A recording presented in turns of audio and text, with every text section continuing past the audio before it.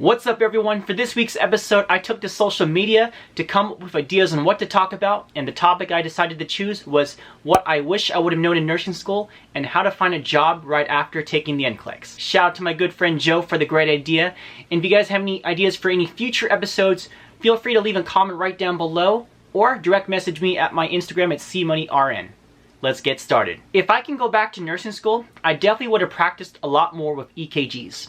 I didn't fully realize how important it was to read them until my very first day as an RN, in which I didn't feel comfortable at all. It just seemed completely foreign to me.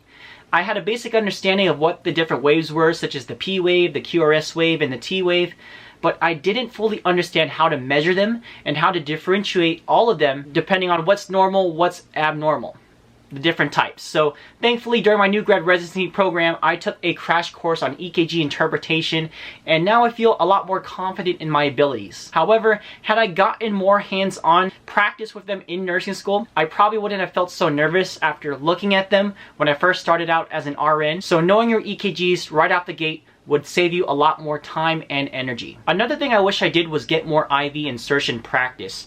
During school, I recall only attempting very few IV insertions, and I wasn't very successful at hitting all of them.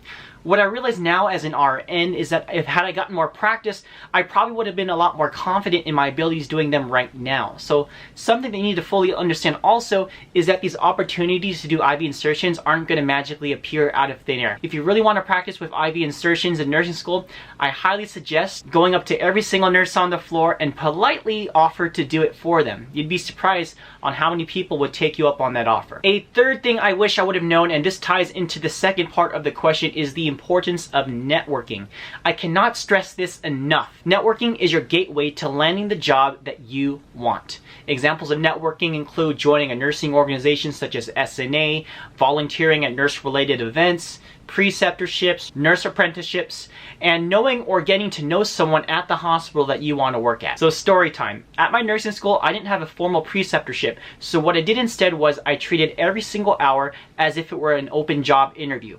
Whether you realize it or not, people are watching you, and the way that you carry yourself at clinical, it just speaks volumes. The best thing you can do at clinical is to be kind and helpful to all of the staff, and this extends beyond just helping your assigned nurse. You should be offering to help out your classmates, other nurses that work on the floor, respiratory therapists, PTOT, EVS services, the CNAs, the charge nurses, everybody. Get your face recognized, so when it comes to the day you decide to interview for a job, you will have so much support behind you when you're applying for a job, and you're more likely to land a job than another classmate who just sat in the break room all clinical. How I landed my job in an ICU step-down unit was that I made a good impression on the staff at my clinical site. During my third semester clinical, at the very end of the semester, I went up to one of the nurses that I worked with, and she gave me her phone number and told me, "Christian, if you really want to work here, number one, pass the NCLEX, and once you pass the NCLEX, shoot me a text message, and I promise I will do everything that I can to help you get a job here." Sure enough, fast forward, after I passed the NCLEX, the very first person I texted was that same nurse. And as soon as I messaged her, she had let the manager know that I passed the NCLEX, that I was very interested in going to work at that particular hospital unit. And when it came to my formal interview with the nurse director, I was hired right there on the spot. Now, I'm confident that if you start getting into the habit of networking early on in nursing school, you will surely increase your chances of landing a job after passing the NCLEX. Hospitals look beyond your nursing school GPA. What really matters is who you know, your work ethic, reputation, and letters of recommendation. It's just that plain simple.